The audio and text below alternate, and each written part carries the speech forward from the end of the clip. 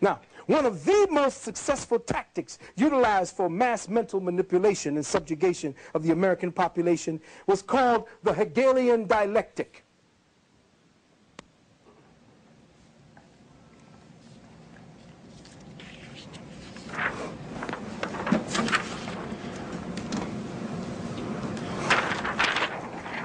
Would it be all right for us to take down some of the lights so that we could just have this and not affect?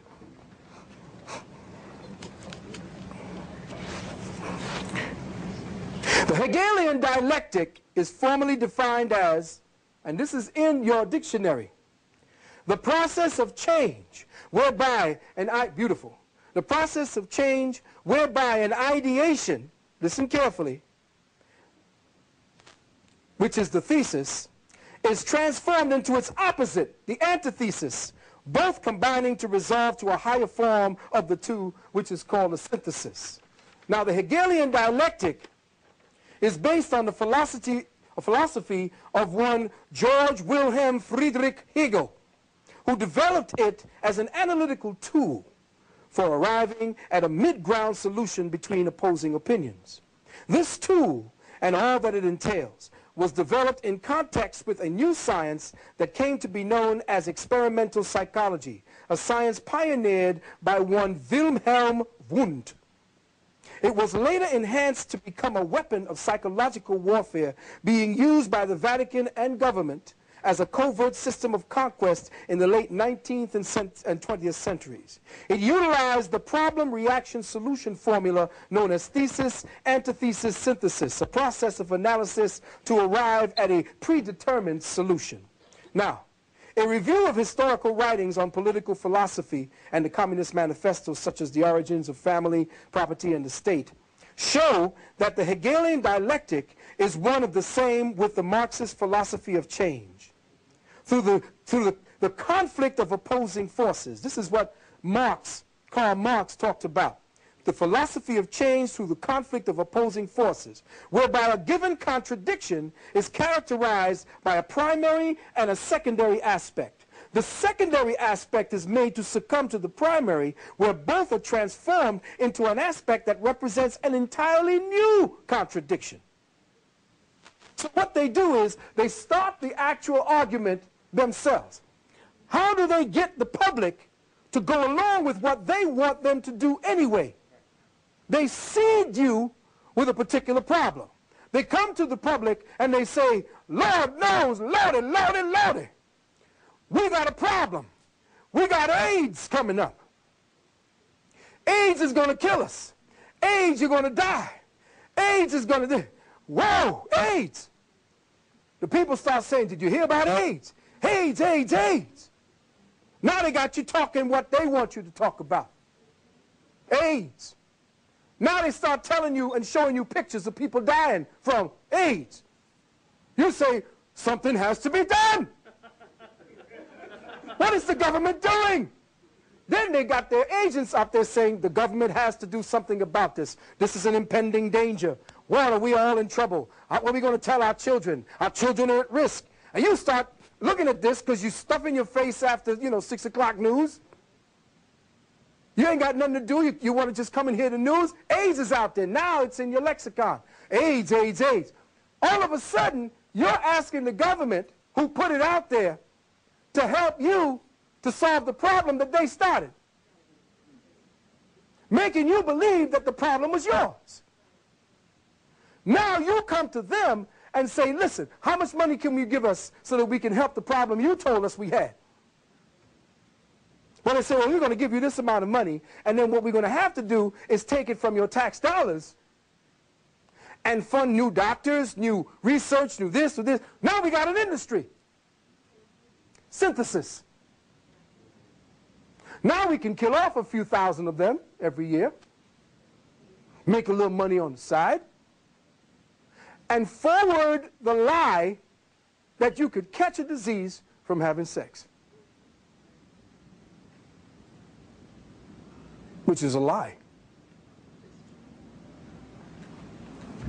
But you made it real because you bought into the principal protocol of the Hegelian dialectic. The Illuminati has been living or using this form of principle of confusion, distraction, and manipulation through the Roman Church to control their flock for centuries. This is why Africans, and indeed virtually all indigenous peoples of the black and brown races in the world, continue to kill themselves off with impunity en masse, while the Caucasoid power elite sit back and manipulate both sides. They participate.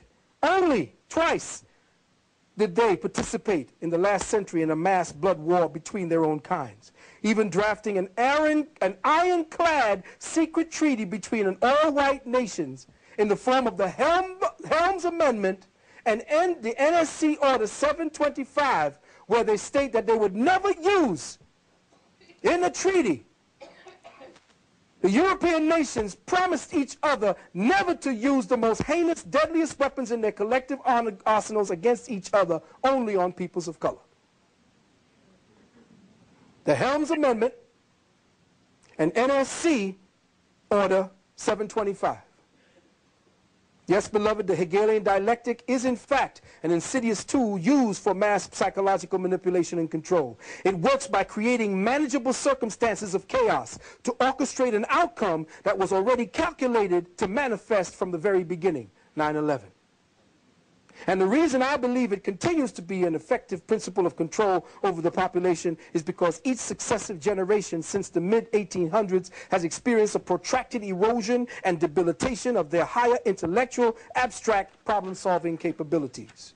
The insidious policy of dumbing down America has brought to the shores of what I call an illiteracy cartel, composed of Rockefeller, Carnegie, and the Peabodys, just to name a few. It was they who orchestrated the creation of what became known as the Board of Education and the institution of laws that imposed compulsory education on the population. These new public schools were actually laboratories for social engineering dedicated to the developmental suppression of our children. The sad truth is that public schools today have become what they have always been set up to be: state governmental hives to breed intellectually monofunctional drones, a system of programmed dysfunctionality grounded in outcome-based education, set up to cripple the evolutionary intellectual potential of young human minds. Now, before you go any further, we'll go any further into investigating the public school system itself, we need to ask ourselves some overlooked questions. Why was the public education system introduced into America when it was? Why did it seem necessary? Did the so-called private independent systems not build enough schools? Was private education of poor or inferior quality? The answer to the last three questions is a resounding no. Not even for us as Africans 10 and 20 years removed from the time of the captivity.